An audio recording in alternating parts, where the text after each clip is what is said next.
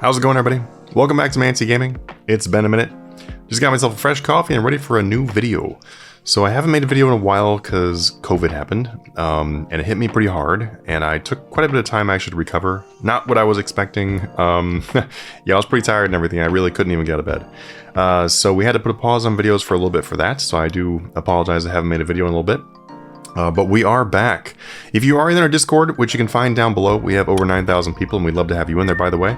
Then you have seen me definitely online and working in the Discord, making content in there. But as far as the YouTube videos, it just hasn't happened for obvious reasons. So anyway, we're jumping back into it today, where I'm going to explain to you 5 different things that you can do to get ready for the Runescape taxes coming from in the GE. So yeah, let's jump on into it.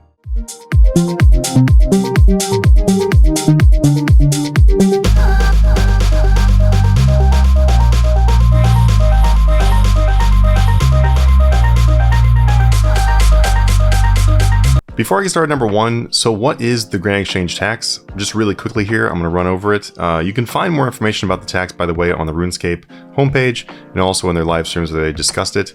It is a tax that's going to be coming into play pretty soon, and it's going to affect everything that you sell in the Grand Exchange in RuneScape 3.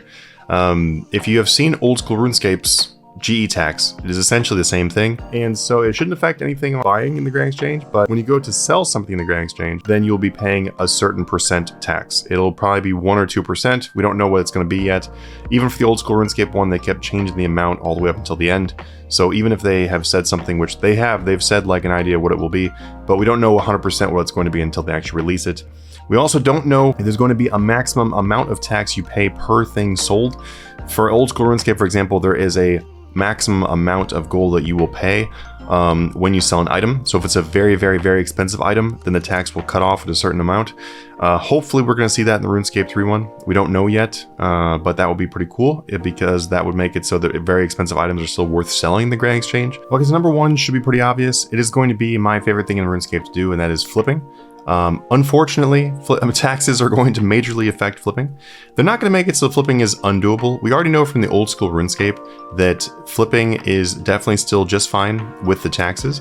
Something else we know from old school RuneScape is that some items have become like much harder to flip than they were before, and some items have become better than they were to flip before. So that is something you can expect to happen from RuneScape 3 as well. Our pool of items that we use to flip with, like the best things, the worst things, that will probably get switched up a little bit, but overall you will be able to continue flipping on RS3. Here is how it's going to majorly affect flipping though, and these are some things that you can kind of keep in mind and kind of strategize over, which also too, I will be covering all these things in our Discord. I'm planning on putting out quite a bit of information about taxes in Discord, and I'm going to be covering all the strategies of how you can do all these things with the taxes in effect. So I can't really stress enough, if you want to be able to make money with flipping and everything like that and learn more about flipping, then just check out the information that we'll be posting in the Discord server once the tax goes live. But here we go. Let's take a look at this Pterosaur Maul, for example, because this is something I have right here in my inventory. Let's say that I was to buy this Pterosaur Maul, and then let's say I was to buy it for the price right here, and then I was going to sell it back for this price right here. Doing that would make it so that I was going to lose about 3 million gold. So if I was going to go and do one of our price checking strategies, which is to buy an item instant buy, so let's say it bought for this right here, and then you're going to non-instantly sell it back for this price again, and then use the average margin to be able to find out how much to buy it for.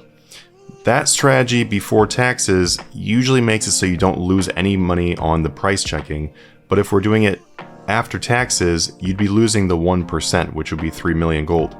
This will also make it so that if I was to instant buy and instant sell something, which is a very popular tactic for people who are new to flipping, you would be losing a lot more money than you normally would.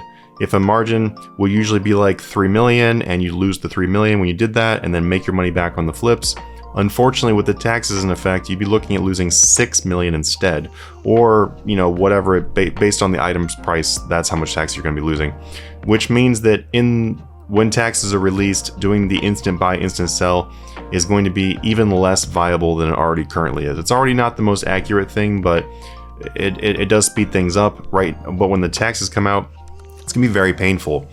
But when you're doing normal flipping, something you're gonna have to look at though is you're just gonna need to look at making sure that you make money over the margin of the item. If I'm flipping this pterosaur maul, I know that my tax is gonna be roughly 3 million gold. I need to make sure that I'm flipping that for more than 3 million gold. When it comes to old school RuneScape, what happened with them is basically all the items, the margin just overall increased. So that way that, let's say the margin used to be 1.5 million, and then now the tax is like 1.5 million. Well, that item probably now flips for like 3 million or something. So I expect the exact same thing to happen in RuneScape 3. I don't see why it wouldn't happen. So that is something we need to look at. So what you can do to take advantage of this right now is you can start doing flipping and using the price checking strategies, learn the items, make a lot of money tax-free, obviously, with no taxes in the Grand Exchange. Like, go take advantage of that right now. There's no reason not to. Take advantage of your last chance to be able to flip in the classic style of RuneScape that we've been flipping for like forever since the Grand Exchange existed. That style of flipping is about to end forever, and if you've never experienced that, it is literally my favorite part of the game, so I definitely recommend doing that. But what you can do is you can get used to what the margins look like and stuff. That way when the tax comes in, you'll be able to more comfortably flip these things and avoid losing money on the taxes. Coming in at our number 2 spot is something that will affect pretty much every player, and that is crafting your stuff.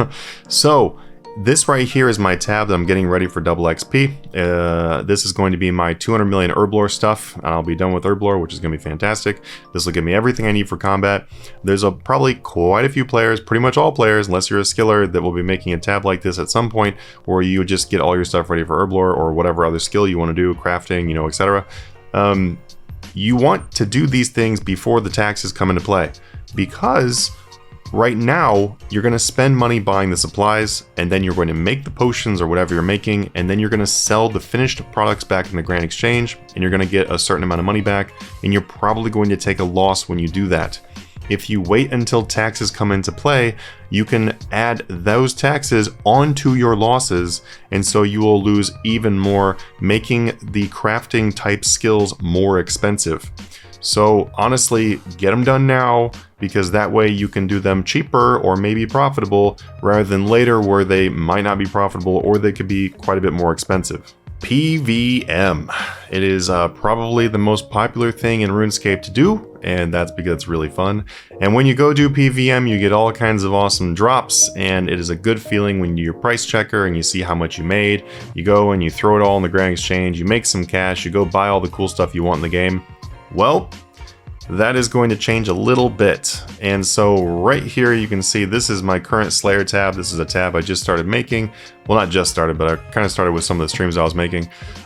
This is just everything that I've gotten from Slayer bosses and everything like that. I've just thrown into this tab for now. This is some stuff you are going to want to get rid of before the taxes come into play. If you have a gigantic Slayer log, or there's just some kind of goal you have that you want to go and work on for PVM, like let's say you want to go get a certain boss log done, I would highly recommend you go do that before the taxes come in, because you're going to pay a tax on selling all of these items in the Grand Exchange after the tax comes in. So you'll get much more money by selling off your loot tabs now. You'll get much more money if you go do that boss tab now, and then compared to how much you'd make later on. To give you an example of how much it can impact you, let's say you're going to go do a boss log that has some pretty expensive items in it. There are plenty of bosses right now that drop items that are like 1 billion gold each, or pretty close to that. If you sell an item right now in the Grand Exchange for 1 billion gold, then you'll get 1 billion gold back. If you wait until taxes, assuming there's no maximum tax cap, because we don't know that yet, and let's say the taxes are 1%, even at 1%, if you sell something for 1 billion gold, you are losing 10 million gold right there. Boom, done. 10 million gold gone that you will never see again. So it is definitely a good idea to go and do those boss logs or whatever you want to do that involves drops and everything, and get that stuff sold now before the taxes come into play. Coming in at number 4, we've got the solid floor price items like alkables. These are things that people will continue to pay a certain price for, because they're like, well, these things are kind of linked to a certain price and they're really not ever going to go down. And if they do ever go down, like these battle stabs used to sell for more, but now there's a little bit better margin on them. If they do go down, people will still buy them up because you can high alch them. If I click this button right here, it'll actually show me how much these things will high alch for. And as you can see, these make sense because I'm going to buy them for this. I'm going to high alch them for this. Boom, boom, boom. It's going to be great. This right here is also held up by its high alch value. It's the only reason why these are so expensive. And then this right here, it itself does not have a very good high alch value, but it is linked to items that do, because if I craft this into many different types of jewelry, those jewelries do have high alch value, and therefore this will retain value for, just it'll always be linked to those items. How is this going to change with taxes? Well, it could get good. Like some things could get better, some things could get worse. An example will be dragon stones, for example, could easily go down because basically people are not afraid to buy things that are high alch value linked, because they know, hey, these aren't going to bottom out. They're not going to drop down super hard or whatever. And then if I ever want to resell them, I'll just resell them for basically what I paid for, because, they're always going to have some kind of value. There will be less people inclined to stock up these things once they realize the fact that if they do choose to not high alch them and to sell them back in the Grand Exchange, they're gonna lose money. Also, same thing with dragon stones and stuff like that. When it comes to D stones, let's say that a lot of the price of the D stone is held up because crafters will be using these for skilling, and then they will sell the cut ones and they'll make not that big of a loss. Well, that loss increases with the taxes, which means there'll be a little bit less people inclined to pay this price for them, which can easily make it go down. I wouldn't expect a dramatic shift here, but I would just be very careful if you're one of those people that stocks up hordes and hordes of these, because it could actually affect you quite a bit there. And then the good side of this, the other side of it, is things like this water battle staff, where it's 68.46. These things could drop more. And then, as you can already see, the high alch value is like 9.3k. These things used to sell in the Grand Exchange for like 8,000 and above. It was a very common thing for them to go for above 8,000 gold, and that's because people would just buy these up to high alch them.